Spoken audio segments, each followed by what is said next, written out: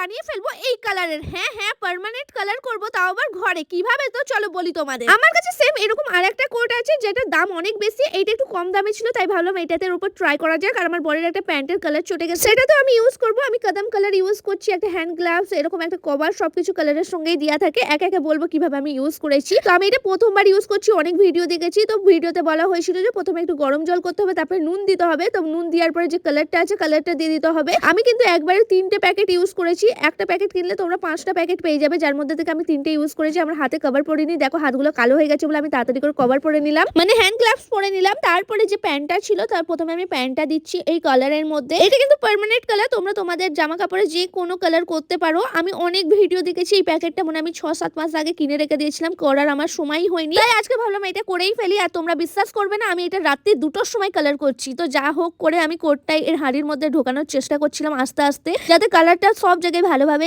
একইভাবে লাগে। আর এই দেখো জলটা যাতে না বেরিয়ে যায়, তাই জন্য আস্তে আস্তে দিলাম। তারপরে এটাকে রাখতে হবে 20 থেকে 25 মিনিট। জলটা নাকি ফুটোতে হবে, কিন্তু জল ফুটলে কালো কালারটা না বেরিয়ে চলে আসছিল, তাই আমি গ্যাসটা বন্ধ করে দিয়েছি। তারপর 20 মিনিট ওয়েট করতে করতে আমার মনে এলো যে এই কালো মাফলারটা একটু কালার করে দিই। আমি ভেবেছিলাম ইউনিক টাইপের করব, নিচেটা কালো হবে আর ওপরটা নর্মালি যেমন আছে থাকবে, কিন্তু এটা একদমই হয়নি, যেটা তোমরা পরে দেখতে পারবে। 20-25 মিনিট পরে আমি এখন চলে এসেছি সেকেন্ড স্টেপ যেটা আছে সেটা করার জন্য। এই কালারের সঙ্গে এরকম একটা লিকুইড থাকে, যেটা না জলের সঙ্গে মিক্স করে তারপর জামা কাপড় যেগুলো কালার করেছো সেগুলো 10 থেকে 15 মিনিট এই জলের মধ্যে ডুবিয়ে রাখতে হয়, যাতে কালারটা জামা কাপড় থেকে বেরিয়ে না আসে, লক হয়ে যায় কালারটা, তার জন্য। তো আমি এখানে ভিজিয়ে রাখার পরে একটু জলে ধুয়ে নিয়েছিলাম। জলে ধুতে বলিনি, তবু আমার মন হলো ধুতে, তাই ধুয়ে তারপরে এটাকে শুকুত দিয়ে দিয়েছিলাম। সকালে উঠে দেখো পুরো শুকিয়ে গেছে আর পুরো ইউনিক একটা কালার হয়ে গেছে, মানে পুরো ব্ল্যাকও হয়নি, আলাদা টাইপের একটা কালার লাগছে, তাই না? আমার প্রচন্ড পছন্দ হয়েছে কালারটা। আর তার সঙ্গে আমার বরের যে প্যান্টের একটু কালার চটে গেছিল, সেটা পুরো নতুন হয়ে গেছে। দেখো পুরো কালার ব্ল্যাক হয়ে গেছে, আর মাফলারটা একদমই কালার হয়নি। তো তোমাদের কেমন লাগলো আমার নতুন জ্যাকেট? কমেন্ট